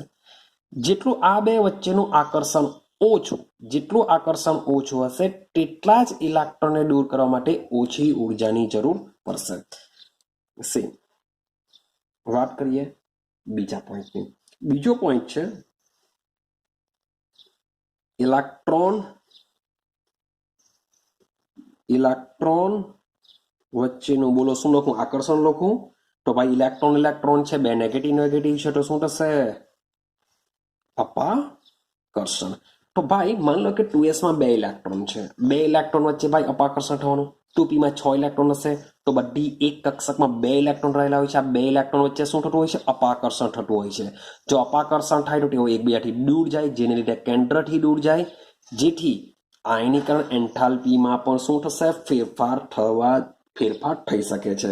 માટે આ બે પોઈન્ટ તમારે આયનીકરણ એન્થાલ્પી માટે સમજવાના હોય છે. ક્લિયર છે? ચાલો, તો આ બે પોઈન્ટને મીન્સ કે પહેલો પોઈન્ટ તો બહુ સિમ્પલ છે, તો બીજો પોઈન્ટ બી તમને કામ લાગશે. મીન્સ કે મેં જે તમને અપવાદો કીધેલા છે એ અપવાદ બધા આ બધામાં આવી જશે. હવે એક બીજી વાત કરું, સમજો. હવે આપણે એમ થાય કે ભાઈ એક વસ્તુ વિચારીએ કે માની લો કે હું સમૂહમાં ઉપરથી નીચે તરફ જાઉં છું, એટલે કે લિથિયમ, સોડિયમ, પોટેશિયમ. તો મેં કીધું કે લિથિયમનું કદ નાનું છે માટે એની આયનીકરણ એન્થાલ્પી વધારે છે, કારણ કે કદ નાનું છે તો છેલ્લા ઇલેક્ટ્રોનનું આકર્ષણ વધારે છે. ચાલો, એ તો બરાબર છે. પણ સોડિયમ પાસે ગયા તો સોડિયમમાં 11 પ્રોટોન છે, તો બહાર 11 ઇલેક્ટ્રોન આવેલા છે. તો જોવા જઈએ તો વાત આપણે તટસ્થ પરમાણુમાં કરીએ છીએ, ને તટસ્થ પરમાણુની અંદર કેન્દ્રમાં જેટલા પ્રોટોન હશે એટલા જ ઇલેક્ટ્રોન હોવાના. તો શા માટે? કદ મોટું છે એક તો ઇફેક્ટ કરે જ છે, તો એક બીજું રીઝન શું હોઈ શકે સમજો, બરાબર સમજવાનો પ્રયત્ન કરજો કે ભાઈ તત્વોમાં અંદરની કક્ષામાં આવેલા ઇલેક્ટ્રોન, તત્વમાં અંદરની કક્ષામાં આવેલા ઇલેક્ટ્રોન, અંદરની કક્ષા શું છે? આઈ હોપ સો કે તમને આઈડિયા આવતી હોય. તો તત્વમાં અંદરની કક્ષામાં આવેલા ઇલેક્ટ્રોન, યાદ રાખજો, કેન્દ્ર, સોરી ફોર ધેટ. ઓકે, ચાલો. તો તત્વમાં અંદરની કક્ષામાં આવેલા ઇલેક્ટ્રોન કેન્દ્ર અને બાહ્યતમ કક્ષા, બાહ્યતમ કક્ષા તમે શું કહી શકો? સંયોજકતા કક્ષા બી તમે કહી શકો છો. તો અંદરની કક્ષામાં આવેલા ઇલેક્ટ્રોન કેન્દ્ર અને સંયોજકતા અથવા તો બાહ્યતમ કક્ષાની ક્યાં હશે? વચ્ચે આવેલા હોય છે. ક્લિયર છે? માન લો કે અહીંયા કેન્દ્ર છે આટલે સુધી માની લો કે સંયોજકતા ઇલેક્ટ્રોન હોય તો ત્યાર પછીનો જે ઇલેક્ટ્રોન છે ઇલેક્ટ્રોન શું કહેવાશે? સંયોજકતા ઇલેક્ટ્રોન કહેવાશે. આઈડિયા આવે છે? આ શું છે? અંદરની કક્ષા છે. તો જે બાહ્યતમ કક્ષાના ઇલેક્ટ્રોન છે, બાહ્યતમ કક્ષાના ઇલેક્ટ્રોન ની આગળ અંદરની કક્ષાના ઇલેક્ટ્રોન હોય છે, પછી કેન્દ્ર હોય છે. માટે આના ઉપર જે ઇફેક્ટિવ શબ્દ બોલું છું, ઇફેક્ટિવ અસરકારક જે વીજભાર આને મળવો જોઈએ તે બધો વીજભાર કોણ લઈ લેશે? આ અંદરની કક્ષાના ઇલેક્ટ્રોન લઈ જશે. એટલે કે એવું કહી શકાય કે અંદરની કક્ષાના ઇલેક્ટ્રોન બાહ્યતમ કક્ષાના ઇલેક્ટ્રોન માટે શું કરે છે? એક સ્કિનિંગ અસર કરે છે. શું કરે છે? સ્કિનિંગ અસર ઉત્પન્ન કરે છે, જેને આપણે બીજું નામ બી આપેલું, એને આપણે કહીશું શિલ્ડિંગ અસર બી કહી શકીએ. શિલ્ડિંગ અસર બી તમે કહી શકો છો. તો અંદરની કક્ષાના ઇલેક્ટ્રોન શું કરશે? બાહ્યતમ કક્ષાના ઇલેક્ટ્રોન પણ આ રીતની શિલ્ડિંગ અસર કરશે. હવે સમજો, શિલ્ડિંગ અસર જેમ વધે, બરાબર યાદ રાખજો, શિલ્ડિંગ અસર અથવા સ્કિનિંગ અસર જેમ વધે ક્યારે? તો આ જે અંદરની કક્ષાના ઇલેક્ટ્રોન છે આ કેન્દ્ર પ્રત્યેનો બધો જ જો વીજભાર લઈ લેતા હોય, બાહ્યતમ પાસે ઓછું જવા દેતા હોય, તો એવું સમજવામાં આવે કે શિલ્ડિંગ અસર વધે. શિલ્ડિંગ અસર ક્યારે વધે? તો અંદરની કક્ષાના ઇલેક્ટ્રોન શું કરશે? કેન્દ્રનો બધો જ વીજભાર લઈ લેશે. જો બધો જ વીજભાર જો અંદરની કક્ષાના ઇલેક્ટ્રોન લઈ લે તો એમાં કહેવાય શિલ્ડિંગ અસર વધે. જો શિલ્ડિંગ અસર જેમ વધે તો આનો અસરકારક વીજભાર આને ઓછો મળશે. એટલે કે કેન્દ્ર અને બાહ્યતમ કક્ષાના ઇલેક્ટ્રોન વચ્ચેનું આકર્ષણ ઘટી જાય, જેમ શિલ્ડિંગ અસર વધે તેમ. ને જો ઘટી જાય તો એ ઇલેક્ટ્રોનને દૂર કરવા માટે ઓછી ઉર્જાની જરૂર પડે. એટલે કે શિલ્ડિંગ અસર વધે તેમ આયનીકરણ એન્થાલ્પી શું થશે? ઘટે. આયનીકરણ એન્થાલ્પી ઘટે. કંઈક આઈડિયા આવે છે હું શું કે સમજાવવા માંગુ છું તમને? હા કે ના? કે કેન્દ્રમાં જેટલો પણ વીજભાર હોય, જેટલો ખરેખર વીજભાર છે એટલો વીજભાર આ ઇલેક્ટ્રોનને આકર્ષણ માટે મળતો નથી. કોણ લઈ લેશે? આ જ બધો લઈ લેશે. આ જ જો બધો લઈ લે તો એને કહેવાશે શિલ્ડિંગ અસર. જેટલો વધારે લેશે એટલી શિલ્ડિંગ અસર વધુ કહેવાય. ને જેટલી શિલ્ડિંગ અસર વધુ હશે તેટલો જ કેન્દ્રનો વીજભાર આને ખૂબ જ ઓછો મળશે. અને ખૂબ જ ઓછો મળે એટલે કે આકર્ષણ ઓછું હોય. આકર્ષણ ઓછું હોય તો શું થશે? ઇઝીલી ઇલેક્ટ્રોનને ઓછી ઉર્જા આપીને બી દૂર કરી શકીએ છીએ. માટે આયનીકરણ એન્થાલ્પી કેવી હોવાની? ઘટે એટલે કે ઓછી હોવાની. રેડી? હવે સમૂહમાં શું થવાનું? સમૂહમાં શું થવાનું? મતલબ કે એકદમ સિમ્પલ તત્વ લઈ લઉં, લિથિયમ. લિથિયમની ઇલેક્ટ્રોનની રચના શું હોવાની? લિથિયમની ઇલેક્ટ્રોનની રચના હોવાની 1s2 2s1. તો આ શું કહેવાશે? અંદરની કક્ષાના ઇલેક્ટ્રોન કહેવાશે. આ મતલબ કે કેન્દ્ર છે, આ મારું કેન્દ્ર છે જેમાં 3 પ્રોટોન છે. તો શું થશે કે આ જે 1s2 છે એ 1s2 શું કરશે? આને શિલ્ડિંગ અસર ઉત્પન્ન કરશે. મીન્સ કે કેન્દ્રનો આ સંપૂર્ણ ભરાઈ ગયેલી છે, કેન્દ્રની નજીક છે, માટે મોટે ભાગે આ જે 3 પ્રોટોન છે 3 પ્રોટોનનું બધું વીજભાર લઈ લેશે. સમજો કે 1s2 છે એમાં 2 ઇલેક્ટ્રોન છે, તો એકચ્યુઅલી આ તો ગપ્પા મારું છું કે 2.5 જેટલો વીજભાર લઈ લેશે. આની પાસે માત્ર 0.5 જેટલો જ જવા દેશે. ખબર પડે છે કંઈ? જેટલો ઇફેક્ટિવ મીન્સ કે 3 પ્રોટોન આ 3 વડે આકર્ષાયેલો હોવો જોઈએ તેની જગ્યાએ મોટા ભાગનું 1s2 અંદરની કક્ષાના ઇલેક્ટ્રોન શું કરે છે? બધો વીજભાર, ધન વીજભાર લઈ લેશે. એટલે કે બધો પ્રેમ જે આ નજીક હોય છે, નજીકનો છોકરો મેં તમને આગળ સમજાવેલું કે જે બહુ નજીકનો છોકરો હોય તે શું કરશે? બધો પ્રેમ લઈ લેશે. તો આ બહુ નજીક છે, આ કેન્દ્રનો બધો પ્યાર લઈ લેશે. આને બી પ્યાર મળશે પણ કેવો મળશે? ઓછો મળશે. રેડી? હવે વાત કરીએ સોડિયમ. સોડિયમમાં શું થવાનું? અહીંયા માની લો કે આ પ્રોટોન છે, એમાં શું છે? 11 પ્રોટોન આવેલા છે. તો અહીંયા કોણ આવશે? નિયોન. નિયોન આવશે એટલે વિચારો 1s2 2s2 2p6 ને ત્યાર પછી ઇલેક્ટ્રોન સામા જશે 3s1. તો ઓલરેડી આ કેન્દ્રથી આ વચ્ચેનું અંતર જ તમારું ઓલરેડી વધારે છે અને પાછો આ બની ગયો નિયોન જેવી ઇલેક્ટ્રોનિક રચના. જેથી આના કરતા પણ આમાં શિલ્ડિંગ અસર કેવી જોવા મળે? વધારે જોવા મળે. મીન્સ કે આ જે બધા ઇલેક્ટ્રોન છે, આ 10 ઇલેક્ટ્રોન છે એ આ 11 ધન વીજભાર બધો જ મોટા ભાગનો લઈ લેશે. એટલે કે જેટલો આ 2s1 ને મળતો હતો તેના કરતા પણ 3s1 માં કેવો મળશે? ઓછો મળશે. કારણ કે સમૂહમાં ઉપરથી નીચે તરફ જશું તેમ શિલ્ડિંગ અસર વધે ને શિલ્ડિંગ અસર વધે તો સીધી સિમ્પલ વસ્તુ છે કે કેન્દ્ર અને બાહ્યતમ કક્ષાના ઇલેક્ટ્રોન વચ્ચેની જે આકર્ષણ છે આકર્ષણ ઘટી જશે. આકર્ષણ ઘટી જશે એટલે કે આયનીકરણ એન્થાલ્પી ઘટે. તો તમે શિલ્ડિંગ અસરથી યાદ રાખો કે પછી સમૂહમાં ઉપરથી નીચે તરફ જતા કદ વધે અને આયનીકરણ ઘટે તે પણ યાદ રાખો તો પણ ચાલશે. તો સમૂહમાં આ રીતની શું કામ કરતી હોય છે? શિલ્ડિંગ અસર કામ કરતી હોય છે. હવે હું તમને વાત કરું આવર્તની અંદર આવર્તમાં શું થશે. ચાલો વાત કરીએ લિથિયમ. લિથિયમની ઇલેક્ટ્રોનિક કોન્ફિગરેશન છે 1s2 ભાઈ કામ કરે છે શિલ્ડિંગ અસર ના નથી પાડતો.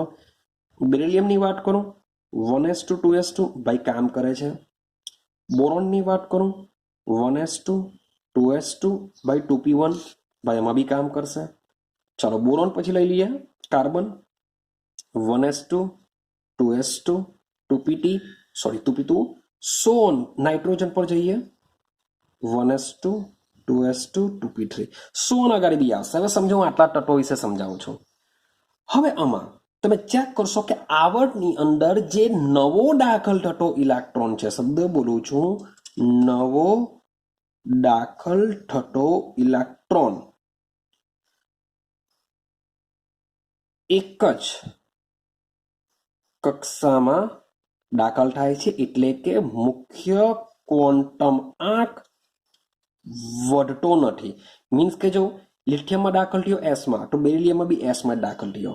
બોરોનમાં પીમાં દાખલ થયો તો આમાં પીમાં પણ મુખ્ય ક્વોન્ટમ આંક ચેક કરશો અહીંયા બી બે, અહીંયા બી બે, અહીંયા પણ બે, અહીંયા પણ બે.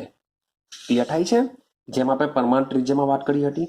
જેને લીધે થવાનું શું કે અહીં તમને જે શિલ્ડિંગ અસર છે એ શિલ્ડિંગ અસર ખાસ અસર કરતી નથી. મીન્સ કે જોવા મળશે પણ બધામાં કેવી જોવા મળશે? એક સરખી જોવા મળશે. બહુ ખાસ શિલ્ડિંગ અસર આમાં જોવા મળતી નથી. શિલ્ડિંગ અસરમાં જોવા નહીં મળશે. સાથે સાથે નવો દાખલ થતો એક જ મીન્સ કે સરખા ક્વોન્ટમ આંકમાં દાખલ થતો હોવાથી કેન્દ્રથી દૂર જતો નથી. માટે કેન્દ્રનું આકર્ષણ કેવું થશે? એના પર વધી જશે. ને કેન્દ્રનું આકર્ષણ જો વધે તો સીધી સિમ્પલ વસ્તુ છે આયનીકરણ એન્થાલ્પી કેવી થવાની? વધે. તો આવર્તમાં તમે ડાબી બાજુથી જમણી તરફ જશો તેમ તેમ આયનીકરણ એન્થાલ્પી તમને કેવી જોવા મળશે? વધતી જોવા મળશે. કારણ કે એમાં શિલ્ડિંગ અસર જોવા મળતી નથી અથવા જોવા મળે તો ખૂબ જ ઓછી જોવા મળે છે. તો આઈડિયા આવી હશે તમને કે સમૂહમાં શું કામ કરે છે, આવર્તમાં શું કામ કરે છે. ક્લિયર છે? હા કે ના? માટે લિથિયમથી આપણે ફ્લોરિન તરફ જશું તેમ તેમ શું થશે? આયનીકરણ એન્થાલ્પી વધે. સેમ લિથિયમથી આપણે સીઝિયમ એટલે કે સમૂહમાં જશું ઉપરથી નીચે, સમૂહમાં જશું તેમ તેમ આયનીકરણ એન્થાલ્પી ઘટે. તો આ વસ્તુ દિમાગમાં ફિટ રાખવાની છે, તમારે ભૂલવાનું નથી. ચાલો એક્સેપ્શન. એક્સેપ્શન શબ્દ તમને વારંવાર મે બી જો તમે કોટા ફેક્ટરી જોશો તો તમને એક્સેપ્શન જેવો શબ્દ આવશે. એક્સેપ્શનનો મતલબ થાય અપવાદ. તો ઇનઓર્ગેનિક છે, ઇનઓર્ગેનિકમાં ઘણું બધું અપવાદ પડેલા છે જે આપણે શું કરવા પડતા હોય છે? યાદ રાખવા પડતા હોય છે. અપવાદનો મતલબ એવો થાય કે જે આપણે રૂલ્સ એન્ડ રેગ્યુલેશન મુજબ યાદ રાખેલું છે કે સમૂહમાં ઉપરથી નીચે તરફ જઈએ તેમ આયનીકરણ એન્થાલ્પી ઘટે. આવર્તમાં ડાબી બાજુથી જમણી તરફ જઈએ તેમ આયનીકરણ એન્થાલ્પી વધે. પણ તેમ છતાં બી કેટલાક શું પડેલા છે? અપવાદ પડેલા છે. એ અપવાદને યાદ રાખવાનું છે. એક તો મેં તમને એટલું વચમાં સમજાવી દીધેલું છે કે ભાઈ જરૂરી નથી કે પ્રથમ કરતા દ્વિતીય, દ્વિતીય કરતા તૃતીયની આયનીકરણ એન્થાલ્પી વધારે હોય છે. પણ જો જ્યારે કોઈક વાર આપણે ઇલેક્ટ્રોન દૂર કરીએ ને ત્યાર પછી જો નિષ્ક્રિય વાયુ જેવી રચના આવતી હોય તો એમાંથી ઇલેક્ટ્રોનને દૂર કરવો હોય તો વધારે ઉર્જાની જરૂર પડતી હોય છે. શું પડતી હોય છે? વધારે ઉર્જાની જરૂર પડતી હોય છે. યાદ રાખજો. ચાલો હવે સમજો, હું વાત કરું અપવાદોની. કારણ કે મોટે ભાગે આમાં જ પ્રોબ્લેમ થતી હોય છે તો આને બરાબર સમજવું પડશે. વાત કરું છું વાત કરીએ છીએ આપણે બેરિલિયમની અને વાત કરીએ છીએ બોરોન. હવે બેરિલિયમનો નંબર 4 છે, બોરોનનો નંબર 5 છે. તો આવર્તમાં ડાબી બાજુથી જમણી તરફ જઈએ તેમ તેમ આયનીકરણ એન્થાલ્પી વધે. એટલે કે બેરિલિયમ કરતા બોરોનની આયનીકરણ એન્થાલ્પી વધુ હોવી જોઈએ. આપણો શું કહે છે? રૂલ્સ એન્ડ રેગ્યુલેશન કહે છે, આપણો નિયમ કહે છે. હવે ખરેખર શું જોવા મળશે એની આપણે વાત કરીએ, સમજો. હવે બેરિલિયમની વાત કરું. બેરિલિયમનો Z બરાબર 4 છે, માટે અસરકારક વીજભાર કેટલો હશે? 4 હશે. આનો નંબર 5 છે, એટલે કે અસરકારક વીજભાર કેવો હશે? 5 હશે. હવે બંનેની ઇલેક્ટ્રોનિક કોન્ફિગરેશન જોજો. 1s2 2s2 થઈ ગયા 4 ઇલેક્ટ્રોન. અહીંયા 5 લખીએ. 1s2 2s2 2p1.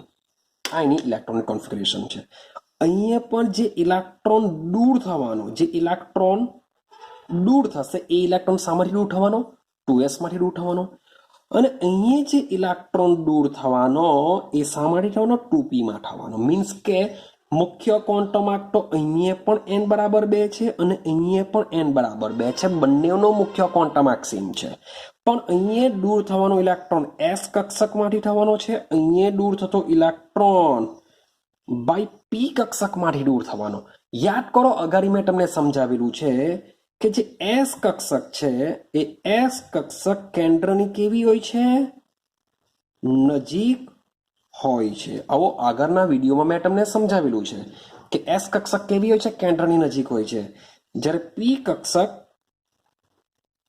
કેન્દ્રથી થોડી દૂર હોય છે. આવું મેં તમને એક સરખા ક્વોન્ટમમાં યાદ કરો n બરાબર 4 ના એક્ઝામ્પલથી સમજાવેલું કે માની લો કે મારી પાસે 4s હોય, મારી પાસે 4p હોય, મારી પાસે 4d હોય, મારી પાસે 4f હોય, તો સૌથી નજીક મુખ્ય ક્વોન્ટમમાં ભલે બધાનો સેમ છે, તેમ છતાં પણ આ 4s કક્ષક કેન્દ્રની નજીક હોય છે. પછી 4p આવશે, પછી 4d આવશે, પછી 4f આવશે. મુખ્ય ક્વોન્ટમ આંક સેમ હોવો જ જોઈએ. અહીં તમે ચેક કરો, કમ્પેરિઝન કરું છું બીકોઝ ઓફ બંનેનો મુખ્ય ક્વોન્ટમ આંક સેમ છે. એક s કક્ષકમાંથી દૂર થવાનો, એક p કક્ષકમાંથી દૂર થવાનો. ભાઈ કેન્દ્રની નજીક s કક્ષક છે, કેન્દ્રની નજીક s કક્ષક હોય તો એ કક્ષકમાં રહેલા ઇલેક્ટ્રોનનું કેન્દ્ર પ્રત્યે આકર્ષણ બી કેવું હોવાનું? વધારે હોવાનું. કમ્પેરિઝન ટુ p કક્ષક. જો આનું આકર્ષણ જો વધારે હોય તો એમાંથી ઇલેક્ટ્રોનને દૂર કરવા માટે ઉર્જા કેવી આપવી પડતી હોય? વધારે આપવી પડતી હોય. Comparison two boron. આ પહેલો અપવાદ તમારે યાદ રાખવાનો છે કે 2s અને 2p, 2s અને 2p ની કમ્પેરિઝન જ્યારે ચાલતી હોય, હા સેમ વસ્તુ 3s અને 3p માં પણ સેમ ચાલતી હોય, 4s અને 4p માં બી સેમ ચાલતી હોય. આઈડિયા આવે છે? જો તમારો ક્વોન્ટમ આંક સેમ હોય, ક્વોન્ટમ આંક જો સેમ હોય તો આ રીતનું કમ્પલસરી થશે કે s કક્ષકમાંથી ઇલેક્ટ્રોનને દૂર કરો, p કક્ષકમાંથી ઇલેક્ટ્રોનને દૂર કરવાનો હોય તો s કક્ષકમાંથી ઇલેક્ટ્રોનને દૂર કરવા માટે ઉર્જાની જરૂર કેવી પડતી હોય છે? વધારે જરૂર પડતી હોય છે. યાદ રાખજો. એટલે કે બેરા, મગન, કાકા, સરમ, બાની રાખો, છોડી દઉં આ બાજુ, બાલ, ગયે, ઇન, તાલ. તો આ બધા તત્વો કરતા આ લોકોની વધારે જ હોય છે. મીન્સ કે આવટમાં ડાબી બાજુ આ આવટ 2 છે, આવટ 3 4 5 6. આઈડિયા આવે છે? તો મેગ્નેશિયમનો નંબર 12, આનો નંબર 13, તો 100%. ભલે આ જમણી બાજુ છે, રૂલ્સ એન્ડ રેગ્યુલેશન મુજબ આવટમાં ડાબી બાજુથી જમણી તરફ જઈએ તેમ આયનીકરણ એન્થાલ્પી વધે. પણ આપણે અપવાદ તરીકે યાદ રાખીશું. એટલે કે નિયમનો અપવાદ મીન્સ કે છે તો સાચું જ, પણ પેલો જે નિયમ છે આવટમાં ડાબી બાજુથી જમણી તરફ જઈએ તેમ આયનીકરણ એન્થાલ્પી ઘટે. તો એમાં અપવાદ યાદ રાખીશું કે ભાઈ આ રીતની જો કન્ડિશન હોય, 2s હોય 2p, આમાં શું થવાનું? 3s અને 3p. આમાં શું થવાનું? 4s 4p same, 5s 5p, આમાં 6x 6p. આ રીતના કમ્પેરિઝન હશે. તો આ બધામાં પણ સેમ આ જ કન્ડિશન જોવા મળશે, સેમ રીઝન કામ કરશે. ક્લિયર થયું? એક પહેલો તમારે અપવાદ યાદ રાખવાનો છે. બીજી એક વસ્તુ યાદ રાખવાનું છે, નાઇટ્રોજન અને ઓક્સિજન. નાઇટ્રોજનનો number Z is equal to 60 હોય છે, આનો number Z is equal to 8 હોય છે. તો રૂલ્સ એન્ડ રેગ્યુલેશન મુજબ આની વધારે હોવી જોઈએ, રૂલ્સ એન્ડ રેગ્યુલેશન મુજબ, પણ ખરેખર નથી. શા માટે નથી? તો સમજો. આની ઇલેક્ટ્રોનિક કોન્ફિગરેશન લખીએ, 1s2 2s2 2p3 થઈ ગયા 60 ઇલેક્ટ્રોન. આના 8 ઇલેક્ટ્રોન લખીએ, 1s2 2s2. જરાક 2p નો જરાક બોક્સમાં દર્શાવું છું, સમજો. આને બી ખરેખર બોક્સમાં દર્શાવી શકાય બધાને. મીન્સ કે આ રીતના 1s 2s 2p. ક્લિયર? 1 2 3 અહીંયા 1 2 1 2 same 1s 2s 2px 2py 2pz idea હશે આપને 2px 2py 2pz. સમજો કે 1 2 1 2 બે તો છે જ. હવે પી કક્ષામાં કેટલા આવવાના? 2p 2 ને 2 4 બીજા 4 આવવાના તો જ 8 થશે. તો 1 2 3 અને જે ચોથો ઇલેક્ટ્રોન છે ક્યાં જશે? અહીંયા જશે. તો હવે સમજીએ કે આ બેમાં શા માટે નાઇટ્રોજનની વધારે છે અપવાદ તરીકે યાદ રાખીશું. મીન્સ કે આપણો જે રૂલ્સ એન્ડ રેગ્યુલેશન છે તેના કરતાં ઊંધું છે આમાં આ બે તત્વોમાં. કેમ? સમજો. સૌથી પહેલા તમે નાઇટ્રોજનની પી કક્ષકનું ઓબ્ઝર્વેશન કરશો, કારણ કે આમાંથી જ ઇલેક્ટ્રોન દૂર થવાનો છે અને આમાંથી દૂર થવાનો છે. તો સમજો ભાઈ, નાઇટ્રોજનની જે પી કક્ષક છે જો અર્ધપૂર્ણ ભરાયેલી છે, આ પહેલું રીઝન. કેવી છે? અર્ધપૂર્ણ ભરાયેલી. ને મેં તમને કીધું કે જો તમારી કક્ષક અર્ધપૂર્ણ ભરાયેલી હોય તો એની સ્થાયિત્વતા કેવી હોય છે? વધારે હોય છે. જો સંપૂર્ણ ભરાયેલી હોય તો 100% અર્ધપૂર્ણ કરતાં પણ વધુ હોય. એટલે તો આપણે કીધું કે જે નિષ્ક્રિય વાયુઓ છે તેની આયનીકરણ એન્થાલ્પી સૌથી વધારે હશે. પણ આ રીતના જો અર્ધપૂર્ણ ભરાયેલી હોય તેની પણ સ્થાયિત્વતા કેવી હોય છે? વધારે હોય છે. ને સ્થાયિત્વતા વધારે હોય છે માંથી આ છેલ્લા ઇલેક્ટ્રોનને દૂર કરવા માટે ઉર્જા કેવી આપવી પડશે? વધારે આપવી પડશે.